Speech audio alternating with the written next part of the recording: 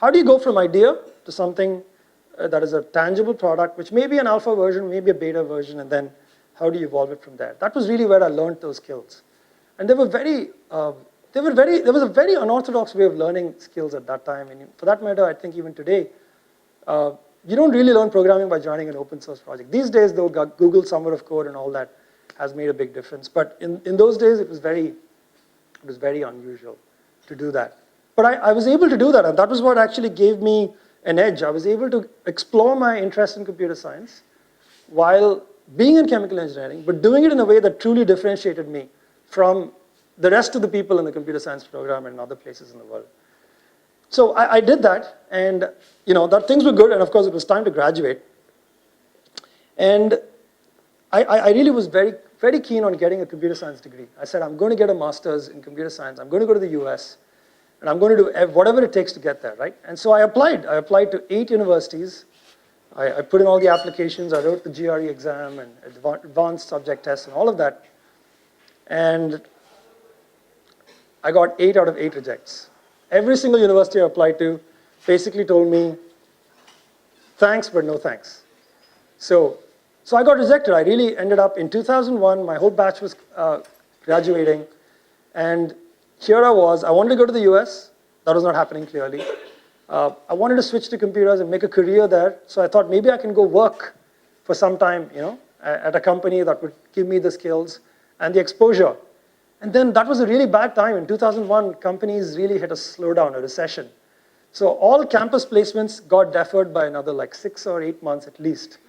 So again, I was in this situation where I had to figure out what to do. I don't have a job that I can go and start, working at. I don't have what I really want to do, which is my dream, right?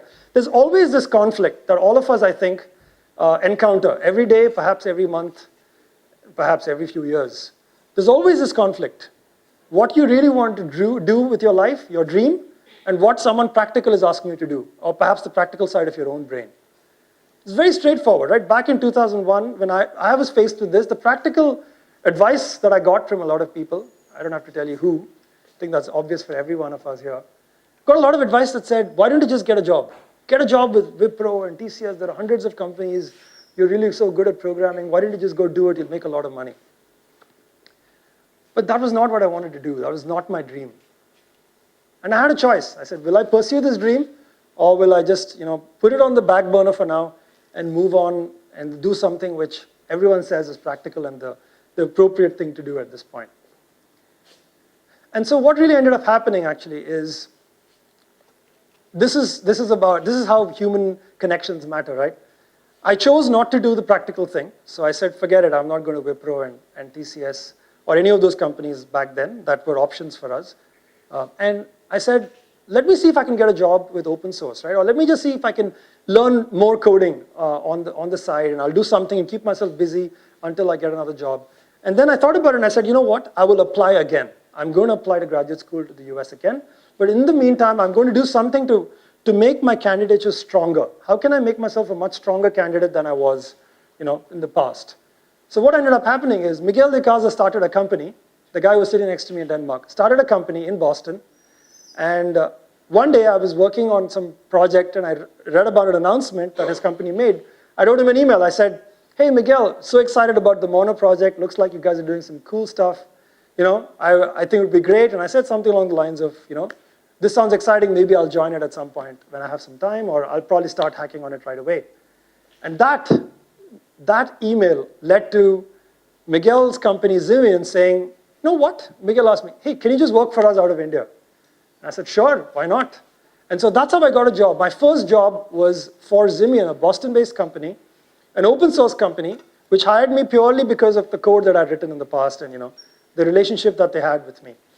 And so I said, I'll do that, but I also told Miguel, I said, look, Miguel, I'm very particular about going to graduate school. I want to go to the US. I want to get a degree in computer science. And so I'm going to do that. Are you okay with it? He said, sure, no problem. But the interesting thing is, in those 8 months that I worked for Zimian, I actually got to write a compiler. I don't know how many computer science students today even know how to write a compiler. I can tell you that I know how to write a compiler. The C# compiler for Linux, which is part of the Mono project, is co-authored by me. to do this to this day, if you say MCS minus minus about, thank you. If you say MCS minus minus about, it'll have Miguel's name, and it'll have my name, and it'll have all the other names that came after that. And so that helped. That really helped because I reapplied to graduate school. I again applied to a couple of universities, and I said, I wrote a different statement of purpose, and I showed them, this is what I've done. This, I think, has helped my candidature. I mean, in the sense that I am now a lot more qualified to get into your school. I wrote a compiler. That's really what I did. And so, in some sense, right, if you think about what I did really, I wrote a statement of purpose where I said, I really think you should let me into your program. And not in those words, but that was the message. Let me into your program because I've done everything a computer science student ought to do. And they did let me in. And so in 2002, January, which was spring, so just about 8 months later, I ended up going to Washington University, which is in St. Louis, which is in Missouri in the US. I don't know how many of you are familiar with the geography of the United States. Actually, there's a joke. In our time, the number of people who used to apply to the US or to go abroad to study was very high. It was like, I think 90% of the class, perhaps, at that time. And there were jokes around how people would be able to tell you the name of every town around all of those university towns that we would apply to in the US, and they wouldn't know what the closest town to Chennai was. Right? That was the joke. At that time, IIT Madras students knew everything about Iowa and St. Louis and Washington, D.C., and they'd tell you, oh, in Washington, D.C., there are 4 universities, and these are their their cutoff GREs, and this is their, it was a very different time. But what ended up happening is, I did end up going to St. Louis, where I undertook a master's degree in computer science. And the reason I did that, and I think there's a good question here, right? Somebody I'm sure is thinking, why did you have to do that? You could just have joined a company, just worked for a couple of years, and you're as good as everyone else. There are 2 answers to that. One is, it's really just about a personal choice. For me, it was important to be schooled in the degree that, or in the field that I was planning to specialize for the rest of my life. Or at least the rest of my life that I could see in front of my eyes. So I said, I must get a degree. That's very important to me. That's a personal choice. That's not something someone else can comment on, and I can't comment on someone else's choice. But I said, I must get this degree. And that's why I decided to do it. But the reason I decided to do it, and why did I think a degree was important? I wanted to take those 2 years to become the absolute master of my chosen trade. I really, dove deep into computer science. I spent those 2 years, I did a thesis, and I also ended up really exploring a lot. I took a lot of courses that were outside my zone of comfort, right? I did a lot of things which helped me explore computer science as a field. Of course, I don't think I covered it all in 2 years, but I got a chance to study it, and I got a chance to take courses, and I sit with really smart people and learn, whether it was computer organization or user interfaces. And so that's why I went to graduate school, and that's how I ended up going to the US, as a matter of fact. And that's really what it was about, becoming the best at what it is that you wanted to do. So the interesting thing is, I think most of us, at some point or the other, we're looking forward to working, in a job and working at a big company. When I was graduating, I had this really interesting, I should say, exciting option in front of me. So when I was in St. Louis, and I went to, I interviewed with a couple of companies. I ended up getting a call to go to Morgan Stanley in New York. So I ended up going to New York City, and quite frankly, I was blown away. And but anyway, I did all the interviews. I got back, and he had a job from Morgan Stanley. So that was great. I was really excited about it. I was like, yes, New York City, here I come. I'm going to have a great time, and I'm just going to rock this city and all of that stuff. And so I moved to Morgan Stanley in New York in the beginning of 2004. And I essentially said, this is it. This is what I want to do. I have a great job. It pays so much money, and I'm in a place where I'm in a place where a lot of people want to be in terms of the city and in terms of all that. So I was very excited with that. But I realized actually when I spent a little more time. So I ended up spending about 1 year and 8 months at Morgan Stanley. And what I discovered then is actually, this is the part that is, it's counterintuitive when you think about it. What I learned in Morgan Stanley is that I didn't like doing that. And what was I doing at Morgan Stanley? I was writing applications that were used on the finance trading desks, which are all those people, traders, at a finance company like Morgan Stanley.